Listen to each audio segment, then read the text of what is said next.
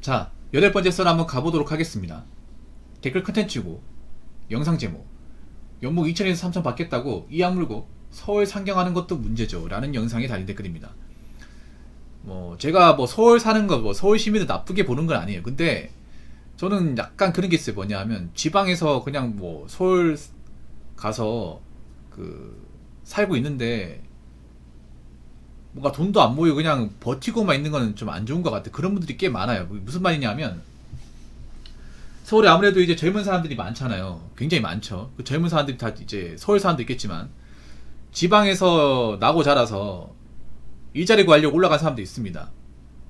물론 그만큼 지방에 일자리가 많이 없기 때문에 그런 것도 있어요. 근데 그러면 서울 올라갔으면 좋은 직장 다니고 돈 모아야 되잖아요.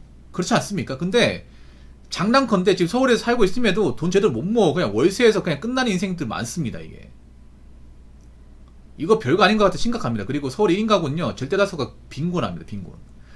제가 전에 얘기했던 서울시 1인 가구, 청년들 1인 가구 이제 빈곤율 62.7%가 그랬습니다.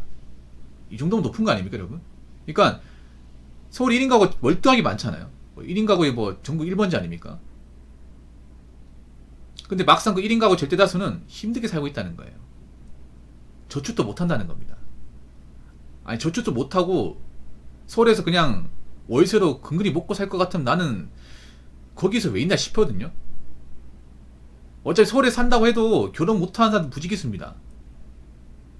결혼 못합니다. 서울은 돈 더 있어야 되거든요. 능력 더 있어야 된단 말이야. 지방하고 다르게. 왜냐하면 주거 비용이나 물가가 비싸기 때문에, 교육도 비싸기 때문에 내가 뭔가 자산이나 능력이 없으면 결혼 당연히 못하는 거야. 그렇지 않습니까? 물론 이건 광역시도 마찬가지겠지만 서울은 더 하단 말이야. 그 서울 가서 살고 있는 분들한테 물을게요. 달마다 얼마나 모으고 있습니까? 달마다 매달 얼마나 버시고 달에 얼마나 모으고 있어요? 물론 서울이 지방보다 일자리가 많은 건 사실입니다. 근데 돈 많이 버는 일자리가 많냐? 그건 아닙니다. 서울에서 나는 돈 많이 버는 일자리는 어느 정도 정해져 있습니다.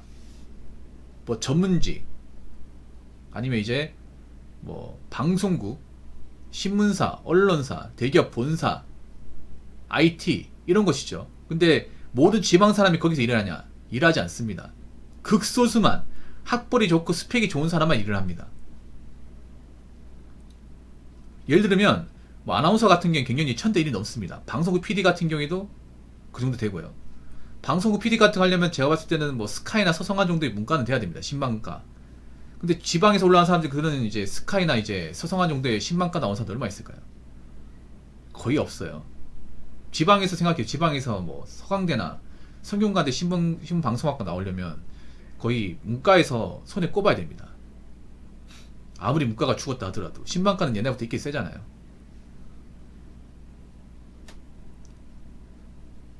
그렇지 않습니까? 그런 메이저급의 신문사 가려면 인서울권의 신문방송학과나 이제 문과 나와야 되는데 지방에 올라온 사람들이 그런데 나온 사람들 얼마 없다는 거예요. 그럼 못 가는 거 아니야.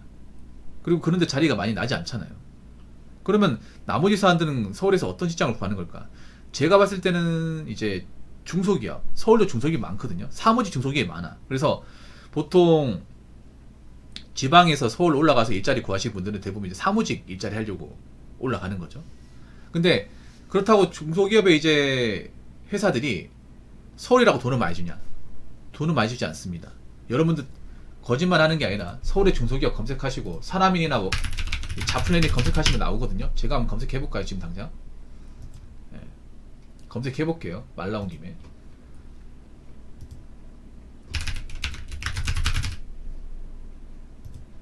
서울 검색해보겠습니다. 서울의 사무직이 나오는데 신입사원 연봉이 2,500에서 많으면 3,000, 적으면 2,400도 있습니다. 2,500에서 3,000만원 사이입니다. 이게 많아 보이십니까? 이게 적은 돈은 아니지만 서울에서 내가 만약에 부모님한테 돈 못 받고 월세 산다고 했을 경우 이 돈이 많아 보입니까? 참고로 서울 같은 경우에 3,000만원 하면 식대비가 포함되어서 3,000만원일 가능성이 큽니다. 한번 볼까?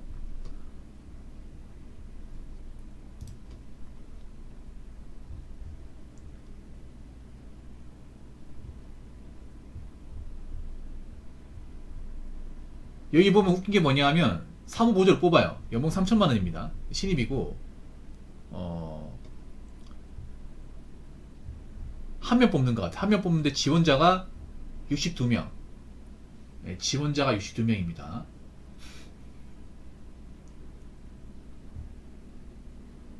직원 수가 15명밖에 안 되는 회사인데 이만큼 뽑아요.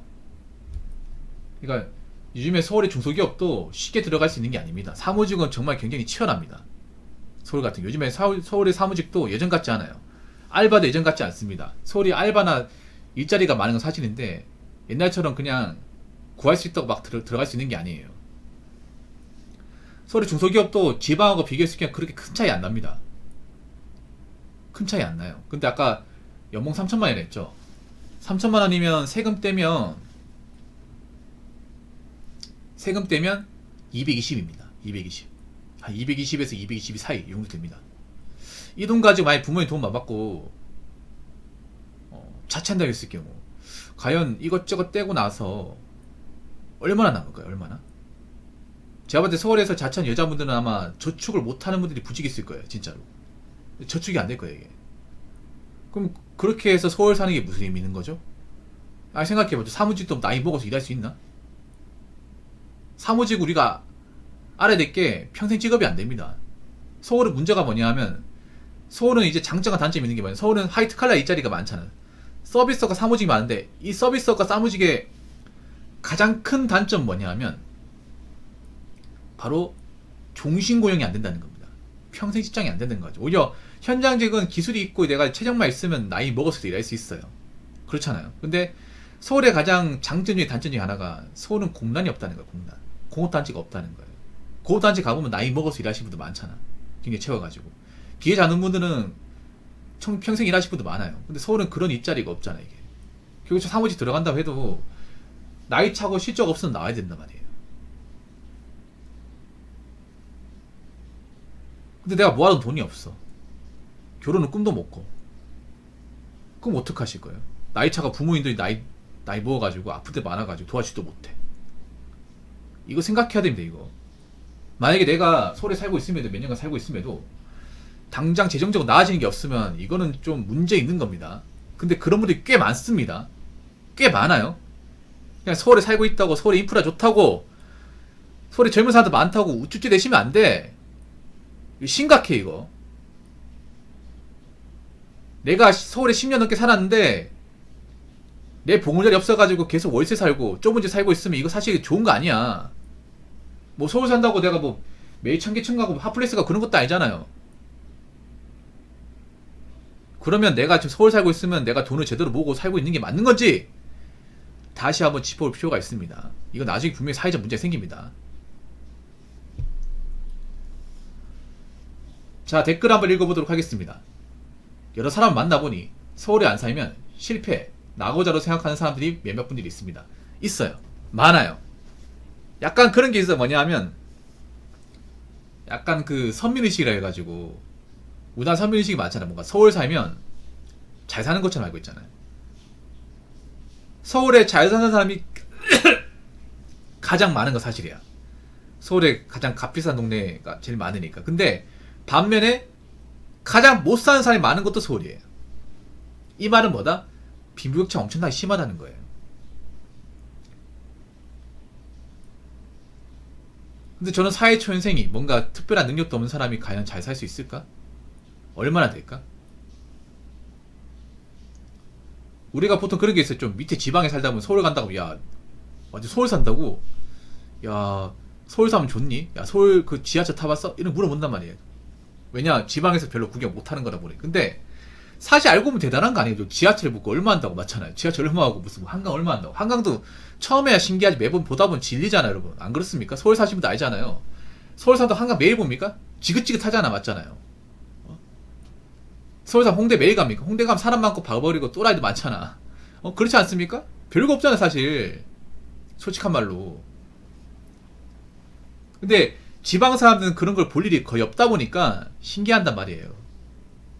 근데 그거 아시기 바랄게요. 지금 서울에 자취하는 분들 중에 지방에서 사는 분들보다 형편없는 분들 많아요. 형편없는 분들 많아. 원래 서울에 안 살기 때문에 서울에 못 살기 때문에 지방에 살기 때 실패 나오자가 아니라 서울에 어설프게 살고 돈 모으면 오히려 진짜 실패 나오자가 될 수 있다는 거예요. 서울에 살긴 하는데 그냥 먹고 사는 거 급하고 돈도 안 모으고 현생에 만족하면 그거 자체가 어떻게 보면 실패 나고자가 되는 거야. 그러니까 나는 어떻게 보면 이렇게 생각합니다. 지금 서울에 사시는 분들 지방사람이 어떻게 얘기할 깜냥 안 됩니다. 깜냥 안 돼. 내가 지금 어떻게 사는지 다시 한번 점검해봐. 내가 지금 지금 직장 다니면서 돈 얼마나 모으고 있는지 한번 체크해 보세요. 그리고 지방 사람들은 그래도 뭐 서울만큼 돈을 많이 못 벌고 뭐 좀 힘든 게 일이라도 생각보다 저축하는 사람들 많아요. 저축하는 사람들. 그리고 5년 뒤 10년 뒤를 보자고. 서울에 집 마련하는 사람이 많을까? 아니면 지방이나 아니면 광역시 같은 데서 내 보금자리 마련하는 사람들이 많을까요? 보통은 이제 지방 같은 지역에서 보통 한 직장 쭉 다니고 하면 7, 8년이면 보통은 뭐 구축 빌라 정도 들어갈 수 있거든요. 엄청 좋은 데는 아니더라도 10년 넘어가면 구축 아파트 들어갈 수 있어. 물론 저축을 어떻게 하느냐에 따라서 어떤 직장을 다니느냐에 따라 다르겠지만 보통 한 직장 꾸준하게 다니면 월급이 어느 정도 되잖아요. 지방에 하더라도.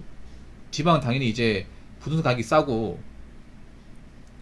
물가가 그렇게 안 비싸다 보니까 당연히 돈을 모으기 좋잖아요. 그래서 좀 악착같이 모으면 한 7, 8년이면 가능해요. 예를 들어 구미 같은 데는 구미는 집값이 굉장히 쌉니다. 남는 집이 많아요. 구미도 일자리질이 엄청나게 좋다고 볼 수는 없겠지만 이유도 일자리 많거든요. 그러니 해가지고 뭐 세금 빼고 300씩 받는다 치면 뭐 생활비 이것저것 내가 내고 한 120만 쓰고 180만 모으면 되잖아.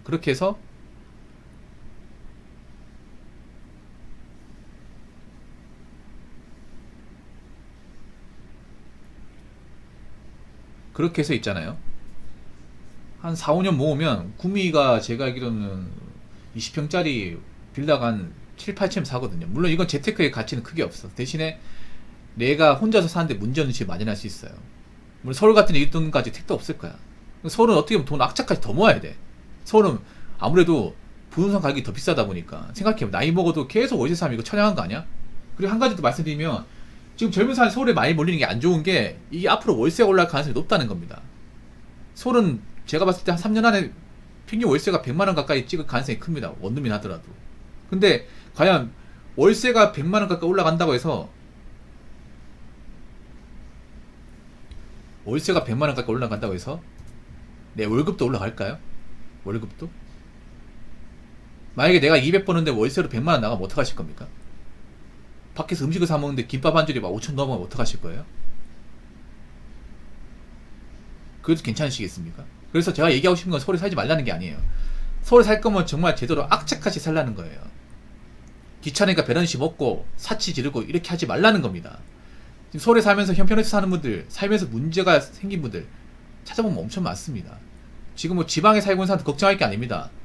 서울에 살면서 지금 근근히 먹고 사는 부인들 처지 더 걱정해야 됩니다. 아시겠죠? 자, 이상으로 8번째 썰 마치도록 하겠습니다.